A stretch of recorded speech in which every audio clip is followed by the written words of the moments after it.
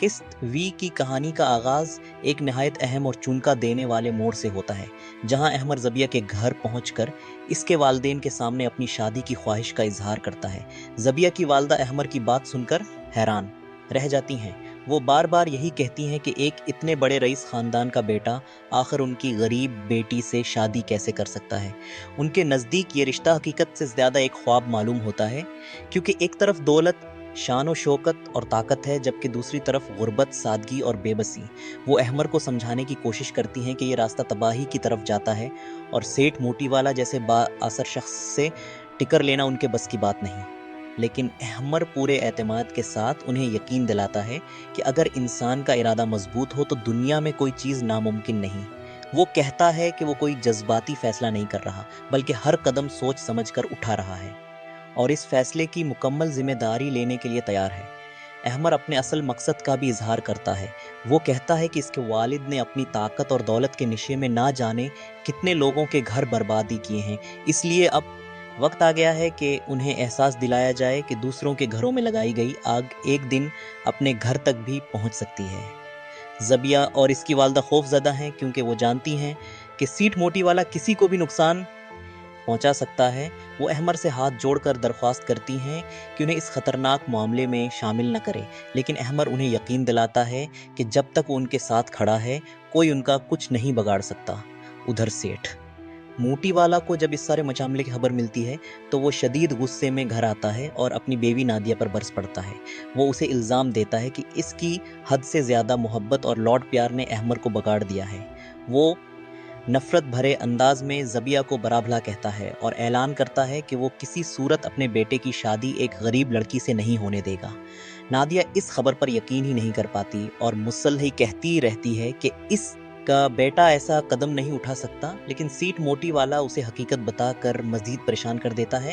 وہ یہاں تک کہہ دیتا ہے کہ اگر یہ شادی ہوئی تو وہ اسے کبھی قبول نہیں کرے گا۔ اسی دوران زبیہ کا بھائی زبیر اپنی اصلیت دکھاتا ہے۔ وہ بہن کی خوشی یا عزت کی بجائے اس رشتے سے ملنے والے فائدے کے بارے میں سوچنے لگتا ہے۔ وہ احمر سے صاف الفاظ میں کہتا ہے کہ اگر وہ واقعی زبیہ سے شادی کرنا چاہتا ہے تو اس کے بدلے اسے بھاری رقم ادا کرنا ہوگی۔ احمر فوراً سمجھ جاتا ہے کہ زبیر کی کمزوری صرف پیسہ ہے۔ وہ اسے نوکری، نقد رقم اور ہر ممکن مالی سہولت دینے کی پیشکش کرتا ہے تاکہ وہ شادی میں رکاوٹ نہ بنے۔ زبیر نہایت بے شرمی سے پیشگی رقم بھی مانگ لیتا ہے۔ احمر اس سے نقد رقم دے دیتا ہے، مگر ساتھ ہی اس کی لالچ پر افسوس بھی ظاہر کرتا ہے کہ اس نے زندگی میں بہت سے لالچی لوگ دیکھے ہیں، لیکن زبیر جیسا بے شرم انسان کبھی نہیں دیکھا۔ پیسہ ہاتھ میں آتے ہی زبیر اور اس کی والدہ کی خواہشات بڑھنے لگتی ہیں۔ وہ ایک اچھے علاقے میں نیا گھر، شاہانہ شادی اور مزید دولت کا مطالبہ کرتے ہیں۔ ان کی باتیں سن کر زبیہ کا دل ٹوٹ جاتا ہے۔ وہ افسوس سے کہتی ہے کہ اس گھر والوں کو اس کی نہیں بلکہ صرف پیسے کی ضرورت ہے۔ اسے احساس ہوتا ہے کہ جس طرح اس کی بہن صوفیہ ان لوگوں کی لالچ کی بھینٹ چڑھ گئی، کہیں وہ بھی اسی انجام کا شکار نہ ہو جائے۔ احمر زبیہ کی بات سے اتفاق کرتا ہے اور فیصلہ کرتا ہے کہ فضول رسم و رواج اور دکھاوے کی شادی کے بجائے کورٹ میرج ہی بہتر ہے تاکہ مزید مسائل پیدا نہ ہوں۔ اس کا یہ فیصلہ سب کو حیران کر دیتا ہے، مگر وہ اپنے ارادے پر قائم رہتا ہے۔ دوسری طرف سیٹھ موٹی والا کے گھر میں سحر آتی ہے اور نادیہ کو دلاسا دیتی ہے کہ وہ اس مسئلے کو سنبھال لے گی۔ وہ زبیہ پر طرح طرح کے الزامات لگاتی ہے اور اسے دولت کے لالچ میں امیر لڑکوں کو پھانسنے والی لڑکی قرار دیتی ہے۔ سحر دعویٰ کرتی ہے کہ وہ زبیہ کو اس گھر سے نکال کر رہے گی اور اسے اس کی اصل حیثیت یاد دلا دے گی۔ نادیہ اور سیٹھ موٹی والا، جو پہلے غصے اور بے بسی کا شکار ہیں، سحر کی باتوں پر یقین کر لیتے ہیں اور اسے اپنا آخری سہارا سمجھنے لگتے ہیں۔ کہانی کا سب سے بڑا موڑ اس وقت آتا ہے جب احمر اچانک زبیہ کو اپنی بیوی بنا کر گھر لے آتا ہے۔ دونوں کے ہاتھ میں نکاح نامہ دیکھ کر پورا خاندان سکتے میں آ جاتا ہے۔ سیٹھ موٹی والا اور نادیہ غصے سے آگ بگولا ہو جاتے ہیں اور زبیہ کی توہین شروع کر دیتے ہیں، مگر احمر پہلی مرتبہ اپنے والد کے سامنے ڈٹ کر کھڑا ہو جاتا ہے۔ وہ واضح الفاظ میں کہتا ہے کہ زبیہ کوئی معمولی لڑکی نہیں بلکہ اس کی بیوی اور اس گھر کی عزت ہے۔ پھر وہ اپنے والد پر سنگین الزام لگاتا ہے کہ انہوں نے ماضی میں زبیہ کی عزت پر ہاتھ ڈالنے کی کوشش کی تھی۔ احمر کہتا ہے کہ جب ایک امیر آدمی کسی غریب لڑکی کی عزت سے کھیلنا چاہے تو معاشرہ خاموش رہتا ہے، لیکن جب وہی لڑکی عزت کے ساتھ بہو بن کر اس گھر میں آتی ہے تو سب اسے حقیر سمجھنے لگتے ہیں۔ اس کی باتیں سن کر پورا گھر خاموش ہو جاتا ہے और सीट मोटी वाला के चेहरे से हवाइयां उड़ जाती हैं। यहीं पर एक और हैरान कुन राज सामने आता है। अहमर सहर के माजी से पर्दा उठाते हुए बताता है कि वो पहले से शादीशुदा है। वो सबको बताता है कि सहर ने फीस बुक के जरिए इसे मोहब्बत के जाल में फंसाया, शादी की, फिर कुछ अरसे बाद अपने शोहर और बच्चे को छोड़कर चली गई।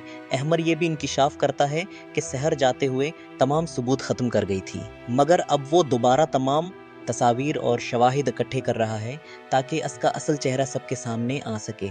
सहर ये सब सुनकर शदीद घबरा जाती है और हर इल्ज़ाम को झूठ करार देती है, मगर अहमर पूरी यकीन दहानी के साथ कहता है कि अब सच ज़्यादा देर तक नहीं छुप सकेगा। सीट मोटी वाला गुस्से में आकर अहमर और ज़बिया को घर से निकल जाने का हुक्म देता है, जबकि नादिया भी ज़बिया को कबूल करने से के इनकार कर देती है। लेकिन अहमर दो टूक अल्फाज में ऐलान करता है कि ज़बिया इसी घर में रहेगी क्योंकि अब वो इसकी कानूनी बीवी है। नादिया गुस्से में कहती है कि अगर ज़बिया इस घर में रही तो वो खुद घर छोड़ देगी। इस माहौल के बावजूद अहमर ज़बिया का हौसला बढ़ाता है और इसे यकीन दिलाता है कि वक्त के साथ सब कुछ ठीक हो जाएगा और एक दिन इसके वालिदैन भी उन्हें कबूल कर लेंगे। किस्त के इख्तिताम पर एक जज्बाती मंजर दिखाया जाता है जहां माजी के गुनाहों का बोझ सब पर भारी होने लगता है। सहर का शोहर एतराफ़ करता है कि वो इसके खिलाफ तमाम सबूत जमा कर रहा है, जबकि दूसरी तरफ सूफिया की कुर्बानी और इस पर होने वाले जुल्म की याद सबको बेचैन कर देती है। आखिर में नादिया शदीद जहनी दबाव और सदमे का शिकार हो जाती है। इसे सीने में शदीद तकलीफ महसूस होती है और वो घबराहट के आलम में अपने बेटे को पकारती है। इसी सनसनीखेज लम्हे पर किस्त अपने इख्तिताम को पहुंचती है, जिससे वाज़ेह हो जाता है कि आने वाली किस्त में न सिर्फ सहर के माजी के राज पूरी तरह बेनकाब होंगे, बल्कि अहमर ज़बिया और सेठ मोटीवाला के दरमियान जारी ये जंग भी एक नए और ख़तरनाक मरहले में दाखिल होने वाली है।